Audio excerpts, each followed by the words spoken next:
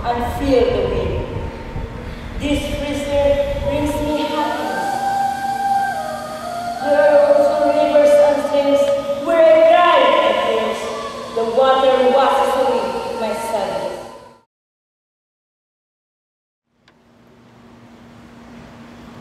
The sun sits over the mountain where the Kanaani people live.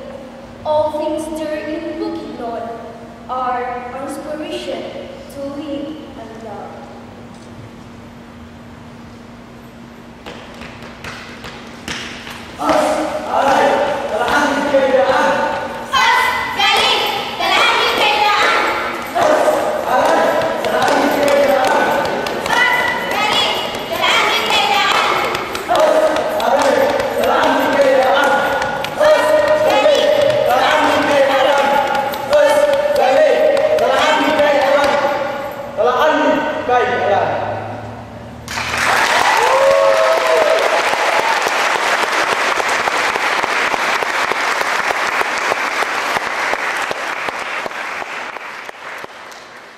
Paano ka haharap sa audience?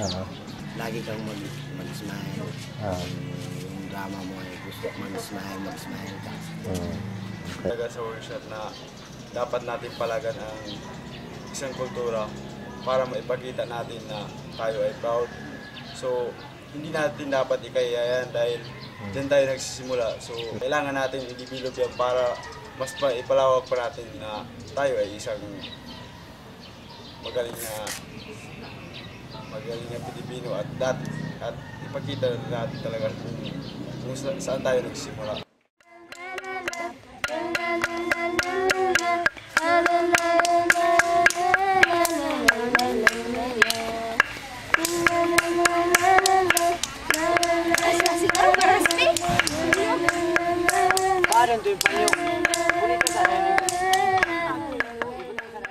Girls choosing a boy that she loves, And the boy that put the handkerchief at the shoulder of the girl that she loved. She do not let fall the handkerchief, and it means that that boy that is chosen by that girl.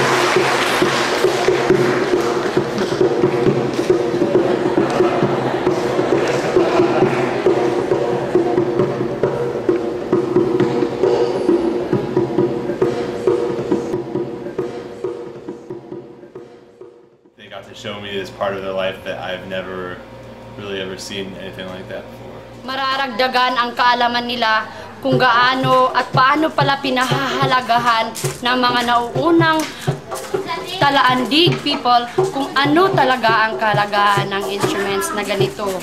At ano talaga ang kalagahan pala ng pagsasayaw.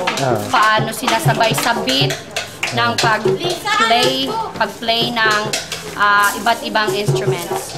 Tingin ko in the future, mas lalong gaganda pa yung paano namin ituturo sa next na generation, mas lalong gaganda pa yung beat ng instrument. May ganyo silang sumayaw, hindi pag sumasayaw parang wala lang.